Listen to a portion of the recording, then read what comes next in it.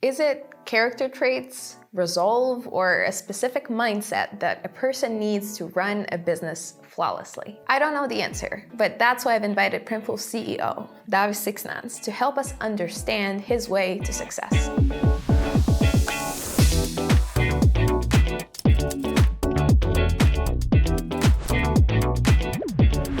What do you think is the future for print on demand and e-commerce? Print on demand, I think, is just becoming more relevant these days than ever before. We see energy costs going up, we see shipping costs going up, supply chains are becoming more expensive and breaking down. Well, print on demand is essentially about producing items closer to your customer and producing them only when somebody has bought them. So that's becoming more relevant, especially when companies struggle with keeping items that are in demand in stock, or if something happens also these days, which is happening faster and faster in pop culture. You really cannot wait till you order something in bulk from overseas, then it's put on a ship somewhere and arrives at a warehouse and then gets sent to the customer. You know, shows that are on streaming services, they go viral and then this hype is over. To monetize the merchandise, you need to really react fast. So print on demand actually comes in really handy in those cases. All right, so it's clear that the print on demand model and e-commerce in general has a lot of potential as an industry. But some of our viewers are wondering, why is Printful's price point a little bit higher or on the higher end? The main competitor of Printful really is the bulk production, where you can get one item on a piece basis cheaper because you're ordering in bulk. But a lot of people just don't really consider the total cost of ordering something in bulk and the cost of inventory and storing in that, and especially the unsold inventory. So if you compare to that, the print on demand and Printful actually makes sense because you are not risking a lot of the things. Generally, compared to other print companies, we're focusing on quality, right? You know, I often use this example of leggings. I like to think that our leggings are actually leggings, but if you make comparison leggings from other services, you know, they are tights at best, right? You know, when we pick a fabric or how these items will be made, we are not going for the cheapest fabric that's gonna yield the lowest price possible. We're trying to make things that we would ourselves also buy. But when you also think of the cost in general, I recently remember reading a post in our community on Facebook. People were asking, how much did you spend to start, you know, a print on demand store with Printful? The majority of answers were like, I didn't spend anything. There was zero investment, no money upfront, just my time. So you have to look also from that perspective. Yes, the products might be a little pricier because, you know, these are not produced on bulk. These are produced in higher cost areas like United States, UK, and Europe, but you're not putting up any invest in yourself. You know, that risk bears on the shoulders of Printful. By mitigating this aspect of overproduction and maybe some unsold stock when things are produced in bulk, we're kind of taking a little bit of the burden off of sustainability aspects that are very important to sellers nowadays. It's a very big point, especially for our larger customers that still sit on a lot of bulk production. For a very long time, you will not be able to hide those piles, especially public companies these days that are in apparel space. They have to publicly report how much stuff is unsold. And now it's just increasingly have a bigger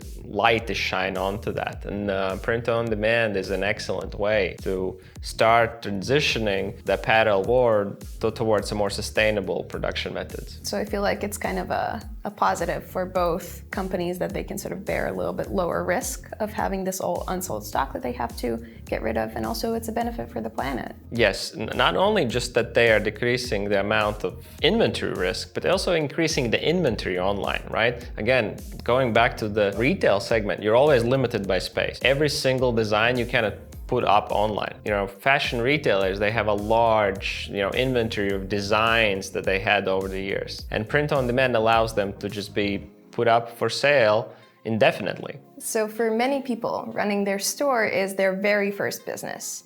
And sometimes what helps is having someone to coach you through the process. And do you think having this kind of coach or mentor is still relevant? And do you have any tips for finding someone who would be a good mentor? in early days, if you're just starting out, maybe you're a first-time entrepreneur, finding a good mentor is not that easy. Like, getting somebody really seasoned to commit time for you, it's gonna be really hard. My recommendations actually would, go for communities first, like communities, in our case, it's e-commerce communities. We do have our own, right, on Facebook called Printful Insiders, so that's a good resource for that. But otherwise, there are online accelerators, maybe these days back in person accelerators for e-commerce stores specifically, or you can make your own. In the early days of Printful, I both participated in a mastermind and tried to form my own CEO mastermind where we, people of similar sized companies would gather and exchange opinions and ideas and basically try to help each other. So maybe don't focus on finding a single mentor, but go for a larger group, and these days you can do that online or in person. And lastly, if you were to have to create a store today, what would you focus on?